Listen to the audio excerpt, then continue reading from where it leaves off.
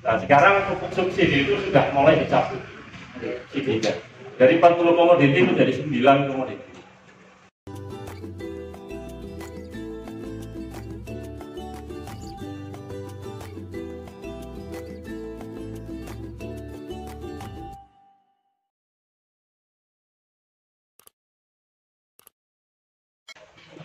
Mungkin Bapak Ibu yang lain ada yang ditanyakan?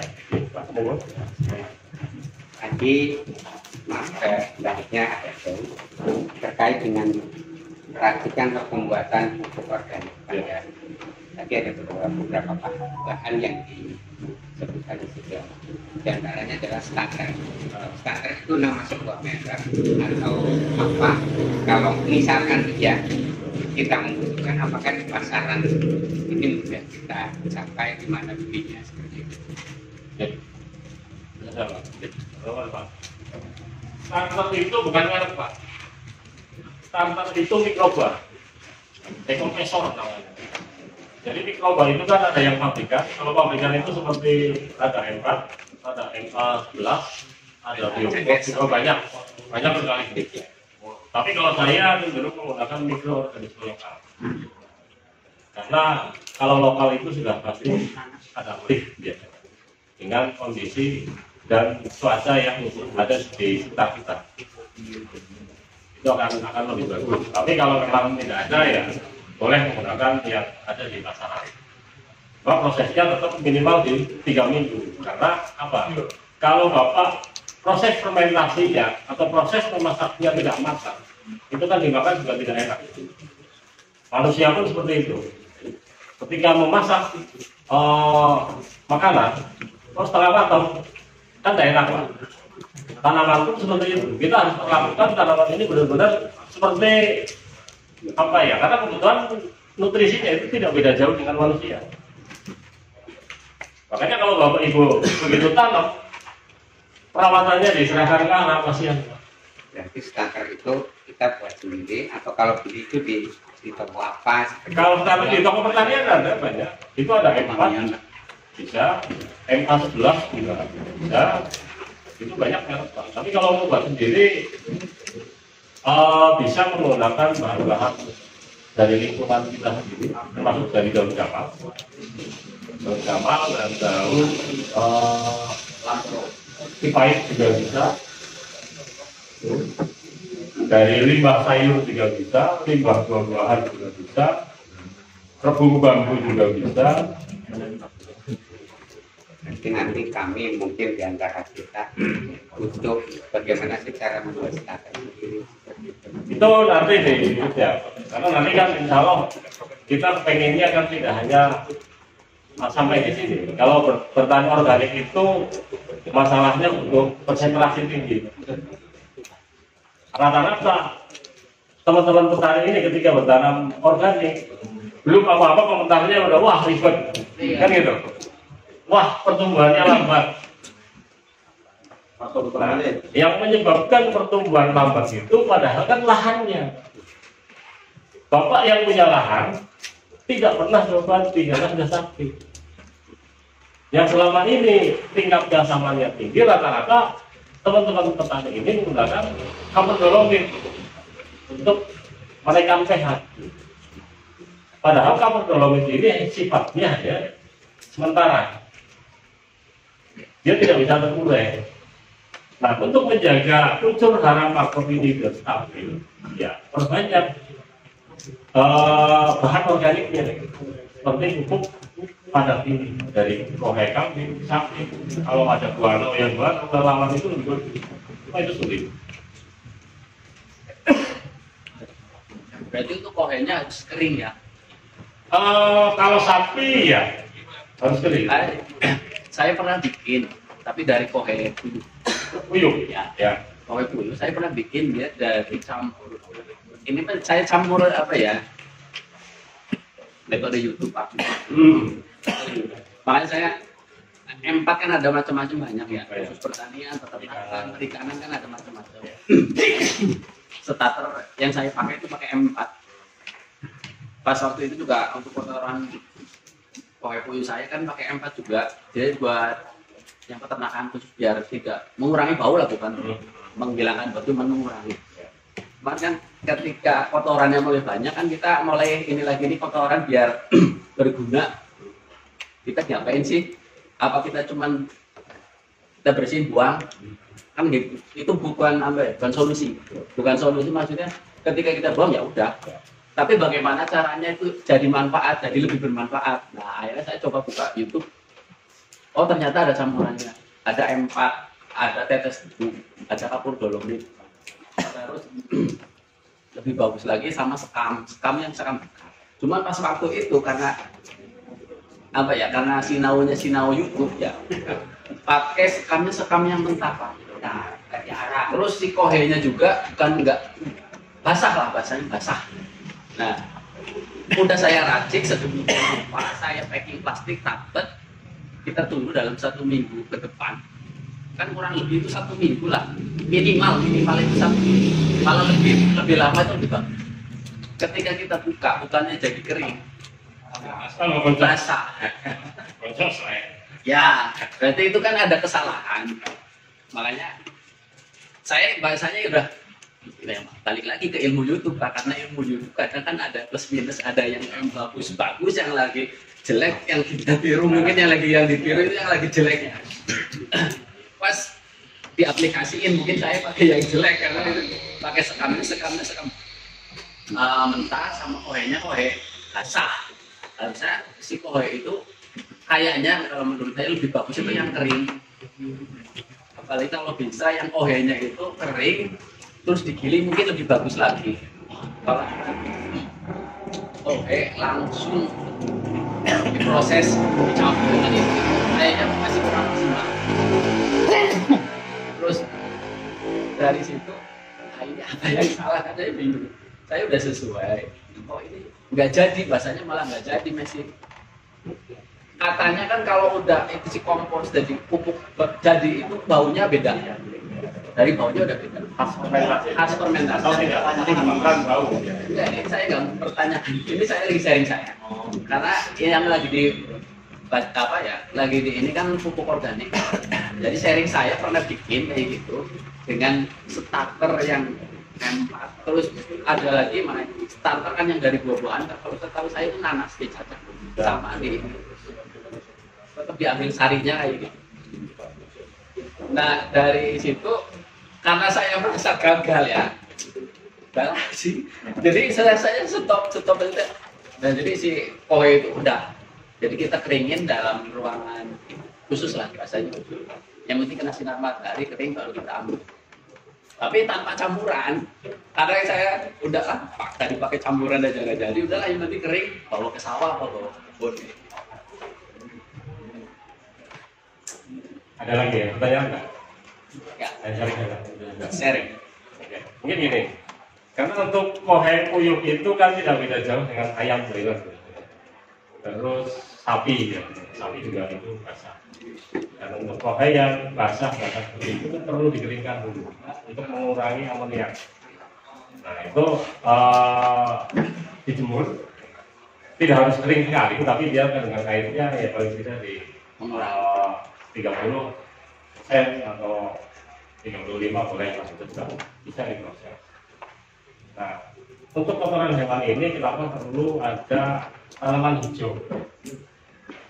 Tujuannya agar pupuk yang dibuat itu nanti mendapatkan unsur mikronya, samping unsur makro. Nah, untuk memasak sampai dengan terfermentasi unsur mikro ini kan minimal itu di 1 bulan. Makanya itu minimal 3 minggu sampai dengan 1 bulan. Paling tidak di 1 bulan itu sudah terfermentasi dengan baik.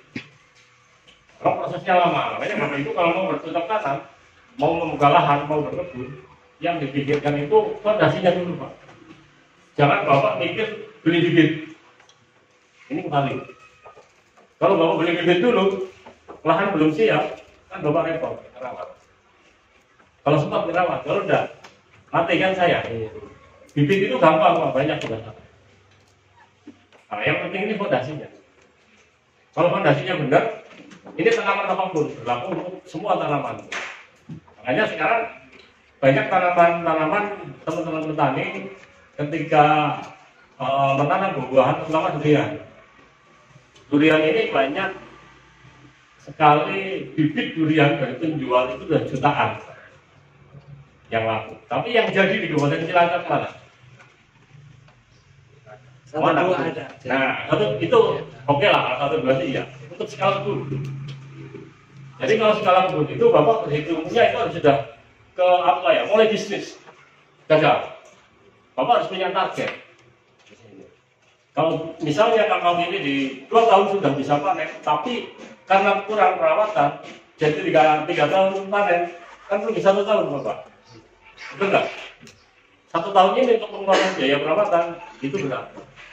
Untuk pupuk padat dari kotoran hewan yang sudah betul-betul padat, ketika dipegang, satu, dia tidak menimbulkan bau.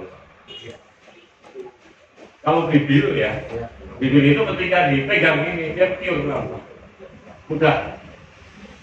Dan bentuk fisik, kalau bibir yang belum difermentasi itu cara ngomongnya busik lah, ya. Busik, ya. Tapi kalau difermentasi itu kayak seperti berminyak, kehitaman pekat seperti itu.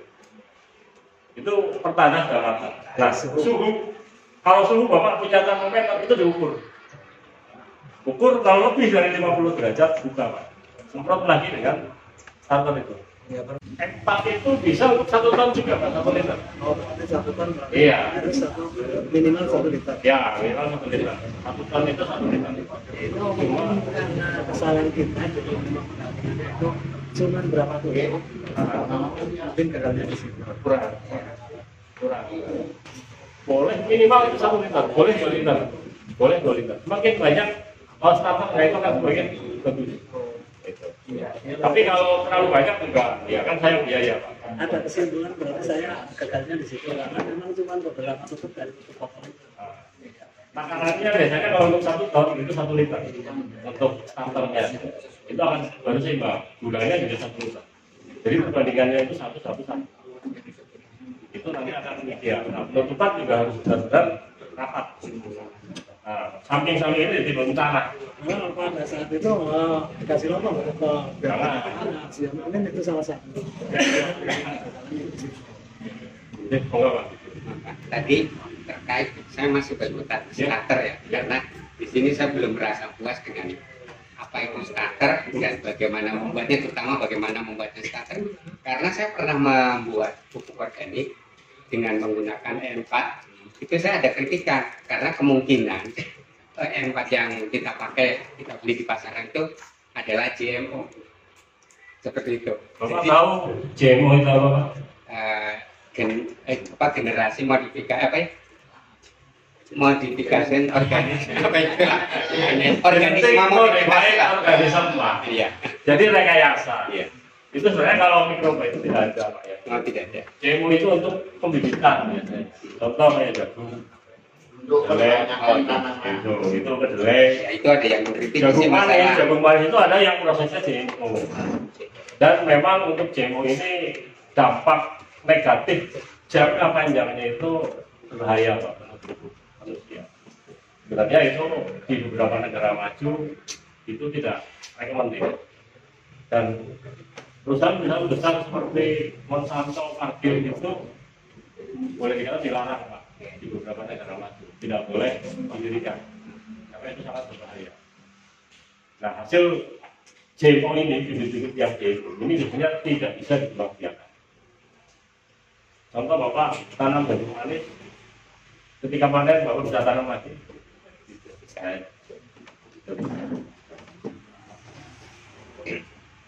Itu bahayanya gitu. Tapi kalau di kita sih memang ya rata-rata teman-teman petani kan tidak mengenal itu. Berarti E4 bukan GMO ya? Nah, itu mikroba Pak. Ya kan mikroba itu katanya hasil modifikasi katanya. Itu nanti Bapak kalau pengen nubuhin ini bolehlah main ke kebun saya Pak. Siap. Monggo. Saya terbuka di sana untuk sharing dengan dunia pertanian gitu. Apalagi dekat Makassar ya Pak? Ya? Dekat Makassar. Kalau mau saya depannya toko besi Palembang. Nah, ya itu kan yang Kalau rumah di situ. Iya, Pak Basim dari PPW Antarsari kan Ya, posisinya di situ. sebelahnya. Ya. Betul. Monggo saya terbuka untuk sharing. Kalau saya pasar dari kebun, insya Allah siap sharing. Karena saya juga ingin teman-teman petani ini nantinya tidak ketergantungan pupuk. Nah sekarang pupuk subsidi itu sudah mulai dicabut. Subsidinya. Dari 40 komoditi menjadi 9 komoditi. Tanaman pangan cuma dapat 3, perkebunan 3. Untuk saat ini kepala dinas pun untuk menyerukan itu yang namanya biosaka Pak. Ya, itu ada grup sendiri untuk menyerukan biosaka sebagai pendampingan. Bagus Pak, bagus. Tuhan itu menciptakan tanaman yang ada di bumi ini banyak manfaat. Hanya kita belum tahu saja. Sebenarnya berorganik itu lebih lebih mudah sebenarnya. Cuma kadang-kadang pemahaman organik ini yang masih belum memahami benar. Nah, makanya tanah rata-rata sekarang itu tingkat keasamannya tinggi. Ketika ditanami, karena tingkat keasaman tinggi, otomatis nutrisi yang ada di dalam tanah itu tidak bisa diserap oleh tanaman. Karena di situ boleh dikatakan keracunan zat aluminium. Nah, zat aluminium dan magnesium ini yang jadi ngeblok lah. Ini tidak bisa diserap nutrisinya oleh tanaman. Jadi tanaman tidak bisa berkembang. Nah, untuk memperbaiki itu makanya teman-teman petani itu fokuslah ke perbaikan lahan. Intinya di situ Pak.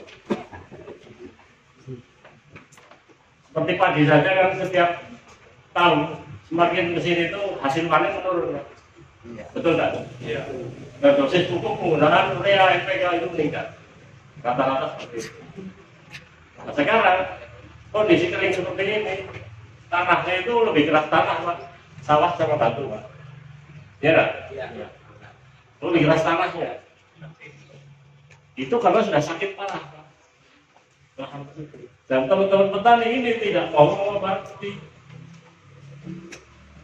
Nah, kalau diobati sebenarnya orang sakit itu mengobati juga butuh proses, butuh biaya, tentang normal.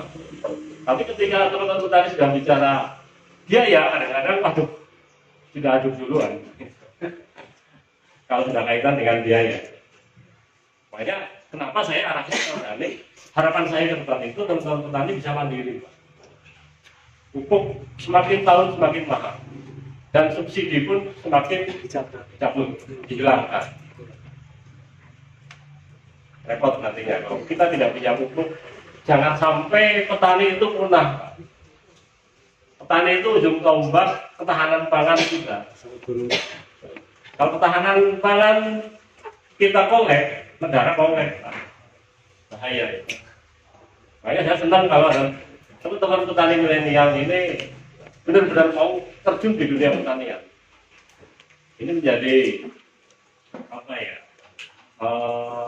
Mungkin terobosan-terobosan baru nantinya di dunia pertanian modern. Itu akan lebih menarik sebenarnya daripada kerja kantoran. Saya kerja kantoran itu sekitar 15 tahun. Ini jadi petani. Ya, mungkin ada yang lain, Bapak Ibu. Jadi Pak. Assalamualaikum warahmatullahi wabarakatuh. Waalaikumsalam. Ya. Yang perlu saya tanyakan, itu pembuatan atau penanganan udara itu saat kata kalau memang bisa kurang kayak banyak komodit. Oke. Ya, bisa.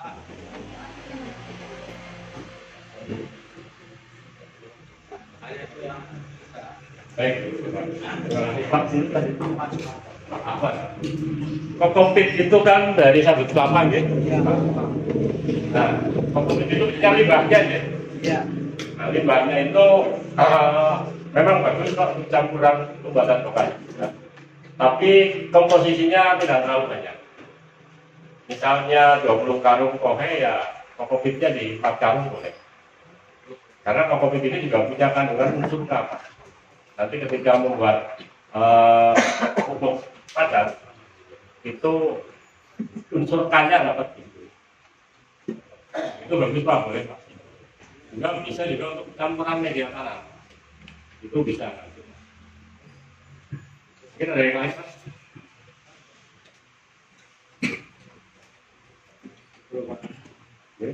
Berkaitannya dengan fungsi dari kaki yang kelima. Jadi fungsinya selain untuk pori tangkai sendiri, kemudian untuk menambah udaranya itu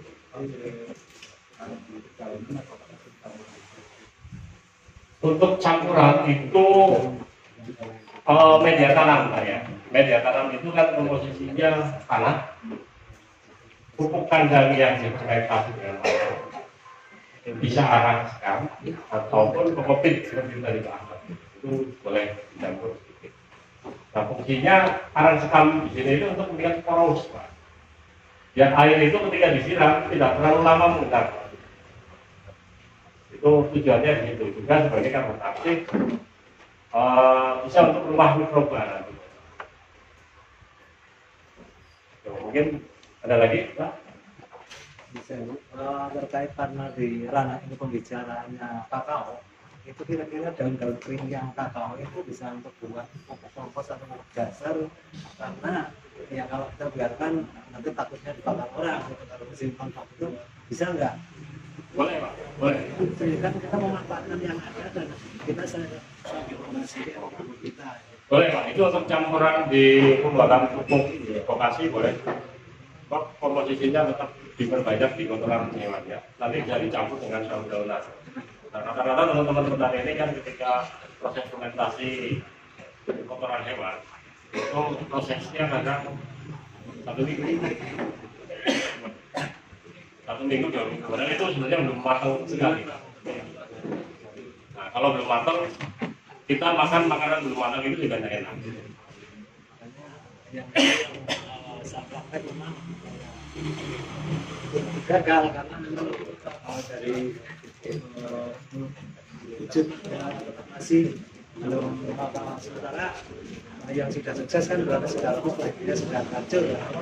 Kita sasaran jerami yang sudah berhitung ini masih utuh. Nah, jerami juga itu sebenarnya bagus juga untuk pembuatan kompos. Makanya rata-rata teman-teman petani juga banyak yang sebenarnya saya kurang setuju. Ketika panen, jeraminya itu dibakar. Ini salah. Jangan dibakar, bro. Sayang. Manfaatkan itu dulu untuk kompos. Jadi untuk memperbaiki lahan sawah lagi itu bagus sekali. Malah ada satu penelitian yang mengatakan bahwa kompos jerami 1 ton itu setara dengan sekitar 100 kg NPK. Kan sayang, 1 ton jerami kok dibuang begitu saja. NPK loh Pak itu. Terus itu ada info. Itu kalau daun jati kan banyak rumus. Itu daun jati itu bisa untuk campuran bikin pupuk dasar. Prinsipnya gini Pak, hampir semua daun-daun itu bisa. Cuma kita kan ambil yang memang punya kandungan itu sederhana, itu paling bagus. Yang punya kandungan unsur hara paling bagus yang kita ambil. Sebelumnya ada daun-daun yang Daun-daunan itu banyak Pak, ada lamtoro, ada unsur haranya tinggi. iya, ada lamtoro, ada piring, ada ini juga ada lain. Ini juga bagus. Ini selain punya kandungan unsur hara yang bagus juga ini sebagai antivirus yang bagus. Ini bisa juga untuk membuat pestisida. Karena ini salah satu tanaman masuk dalam jenis refugia untuk menarik hawa. Nah, makanya kalau Bapak pernah dengar ada reaktor nutrisi, ini salah satu tanaman utamanya yaitu untuk menghasilkan reaktor nutrisi. Tapi itu agak rumit Pak, nanti kita ngobrol di lain waktu. Yang penting Bapak menanam kakao ini di awal mau jadi mau tidak, kuncinya di awal. Satu, lahan harus benar-benar matang sekolahnya. Kedua, perawatan pemupukan. Pemupukan di awal itu menjadi kunci. Kalau Bapak di awal tanam fase vegetatif itu memupuknya ya boleh dikatakan asal-asalan, itu repot. Bapak itu tidak ada target. Tapi kalau Bapak serius, Bapak jadwal pemupukannya. Misalnya 1 bulan sekali, ya 1 bulan sekali itu. Nah kalau anak ya boleh dikatakan di masa-masa usia emas itu penting. Mau jadi mau tidak. Sekarang Bapak tanam Bapak ketika misalnya kakao 3 tahun tanamannya kecil tinggi, kan kita ngelihatnya waduh kurang puas gitu Pak. Ya karena di awal itu kurang perawatan. Satu, kebutuhan air terpenuhi, kebutuhan nutrisi terpenuhi, kebutuhan anti hamanya juga terpenuhi. Jadi ada seimbang. Manusia juga butuh vaksin. Tanaman pun sama. Jadi jangan sampai nunggu diserang. Penanganan ketika sudah diserang itu jauh lebih mahal biayanya. Bapak aja sakit kalau sudah parah, mahal sekali Pak. Terus untuk tanaman kakao itu sendiri, untuk persentase air dibutuhkan ke dalam berapa persen Pak? Kalau air itu sebenarnya yang penting kelembaban itu terjaga Pak. Kelembaban akar itu terjaga. Kalau musim kemarau seperti ini ya wajiblah di minim-minimnya 2 hari sekali itu siram. Karena manusia tidak minum juga pingsan Pak. Oke, mungkin kita lanjut ke praktek ya. Praktek, ya, monggo. Tadi kan bahas kayak pupuk pertumbuhan, nanti masalah pertumbuhan sama vegetatif dan vegetatif dibahas. Nah kalau kita udah terbiasa dengan pupuk kimia, artinya dengan pupuk kimia itu biasanya mereka andalannya bisa terukur kalau kimia, gitu kan. Sementara kalau kita menggunakan pupuk organik di masa vegetatif dan generatif, apakah kan kalau yang organik itu ya pakai kohe, pakai apa yang tadi sudah disampaikan. Nah, ketika di masa generatif, apakah unsur-unsurnya yang dimasukkan berbeda atau gimana? Karena kan ada tadi namanya vegetatif dan generatif. Kalau bisa di kimia kan kita bisa mengenal NPK, NPK yang tidak di masyarakat tak terkenal. Itu gimana kalau di organik? Ya, sudah. Oke, baik Mas. Jadi gini. Kalau pupuk di fase vegetatif itu kebutuhan unsur hara makronya itu persentasenya ya ini untuk vegetatif itu 50% nitrogen, 30% fosfor, 20% kalium. Itu untuk fase vegetatif. Jadi lebih banyak dibutuhkan unsur hara N-nya di sini. Nah untuk fase generatif itu dibalik, unsur K-nya yang ditingkatkan menjadi 50%, unsur P-nya tetap, unsur N-nya 20. Nah ini banyak kasus di sini teman-teman petani yang punya tanaman buah, terutama ketika mereka durian ataupun mulai keluar bunga. Yang pertama ditanyakan itu biasanya pupuknya apa biar tidak rontok, kan gitu. Kalau bilang ya dilem saja nanti tidak jatuh. Kalau dilem itu tidak jatuh. Nah, kalau durian itu memang atau mangga atau buah yang lain, tingkat kerontokannya tinggi ketika banyak kandungan unsur hara N-nya. Nah kalau kimia biasanya di urea. Nah kalau lagi berbunga dikasih urea itu kebanyakan rontok. Nah untuk mengurangi rontok di sini bisa menggunakan pupuk. Kalau kimia itu ada NO3, itu ada MKP, monokalium fosfat. Nah, NO3 itu memang harganya agak mahal. Tapi kalau kita dari awal fase vegetatif awal tanam itu nanti kontinu, insya Allah tanaman itu pertumbuhannya bagus dan semua unsur itu akan terpenuhi. Apalagi kalau nanti musim hujan, dan itu biasanya buah-buahan banyak yang kelompok karena air hujan itu punya kandungan banyak unsur es terlalu tinggi, itu tidak baik. Mangga pun biasanya sudah pecah, belum sudah besar, itu karena over es. Ada yang lain lagi? Ya? Kebetulan saya nanam hujan itu buat pelindung kakao. Ya. Dan sekarang itu mengantisipasi kerontokan itu jangan deh. Itu coba bagaimana? Memang untuk pelindung. Yang kemarin jadi Pak, kalau untuk mengurangi kerontokan itu bisa menggunakan pupuk kalau kimia ya, itu kayak O3 dan MKP itu bisa. Cuma kalau Bapak ngasih pupuknya ketika dia keluar bunga itu juga karena ini biasanya rawan. Justru kalau baru keluar bunga itu jangan dikasih pupuk dulu. Lebih bagusnya lagi sebenarnya kontinuitasnya itu loh Pak, rutinnya. Lah Bapak makan saja harus rutin Pak. Iya kan? Sama tanaman juga gitu Pak. Butuh air, butuh makan, butuh obat. Nah pencegahan apapun di sini penting. Jangan sampai nanti penanganan hama ini ketika sudah diserang parah Bapak baru menangani. Kalau Bapak sakit kanker stadium 4 itu sudah parah sekali Pak. Biayanya besar, repot gitu kan.